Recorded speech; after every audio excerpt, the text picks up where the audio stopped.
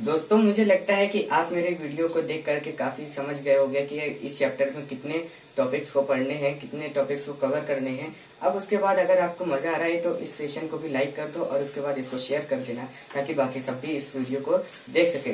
दोस्तों आज जैसा कि मैंने बोला था कि जब टॉपिक सब खत्म हो जाएंगे तब मैं न्यूमेरिकल कराऊंगा, तो एनसीईआरटी का अगर आपके पास बुक है तो ठीक है, और अगर नहीं है तो मैं जो क्वेश्चन करूंगा, देखो क्वेश्चन लिखूंगा तो काफी टाइम लगेगा, हो सकेगा तो मैं यहाँ पे इस क्वेश्चन को मैं लगा दूंगा ताकि आप देख लो, ठीक है। लेकिन क्या है कि अभी फिलहाल हम इसी तरीके से देखते हैं, ठीक है।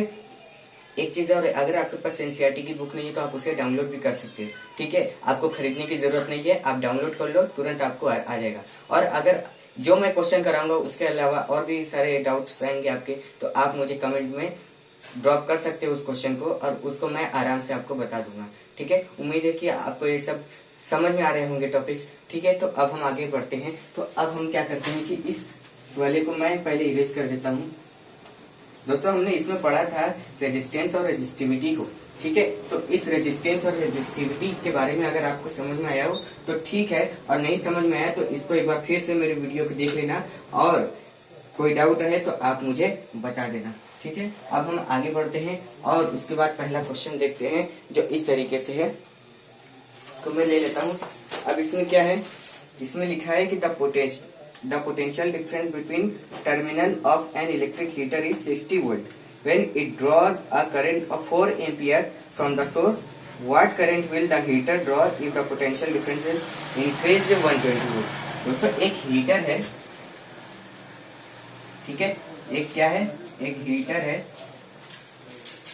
और वो क्या कर रहा है, उसका जो पोटेंशियल डिफरेंस है वो है 60 वोल्ट, ठीक है। और साथ ही साथ इसका जो करंट गिवन है वो है 4 एम्पियर, और जब इसका वोल्टेज इंक्रीज कर जाता है और हो जाता है 120 वोल्ट, तो हमें बताना है कि इसमें करंट तब उस टाइम कितना आएगा, ठीक है। इस क्वेश्चन को मैं आपको यहाँ पे स्क्रीन के पास लगा दूंगा। और देखिए यहाँ पे क्या है ना, एक हीटर है, इसको जब सप्लाई दिया जाता है इसमें से 2 वायर निकलेंगे और इस तरीके से जाके लग जाएंगे सॉकेट में, ठीक है। और इसमें वोल्टेज कितना है, 60 वोल्ट और करंट 4 एम्पियर। तो हम इसका पहले ना देखते हैं कि इसमें क्या रिलेशन रहता है। हम जानते हैं कि V equal to I R होता है, ठीक है। तो R इक्वल टू क्या हो जाएगा, V अपॉन में I। तो V की वैल्यू 60 है और I की वैल्यू 4, और इस तरीके से R जो आया हमारा 15 ओम आया, ठीक है। अब ये कह रहा है कि जब वोल्टेज बढ़ा दिया जाए और 60 से सीधे 120 वोल्ट कर दिया जाए, यानी जो सप्लाई है पहले 60 वोल्ट का मिल रहा था, अब हम 60 वोल्ट का न दे करके अब हम 120 वोल्ट का अगर सप्लाई दे तो अब क्या होगा, तो उसमें करंट कितना आएगा। तो हमें करंट पता करना है। तो V equal to I R हम जानते ही हैं, तो करंट क्या हो जाएगा, V अपॉन में R, ठीक है। तो V कितना है, 120 वोल्ट कर रहा है, तो 120 अपॉन में R कितना है, 15।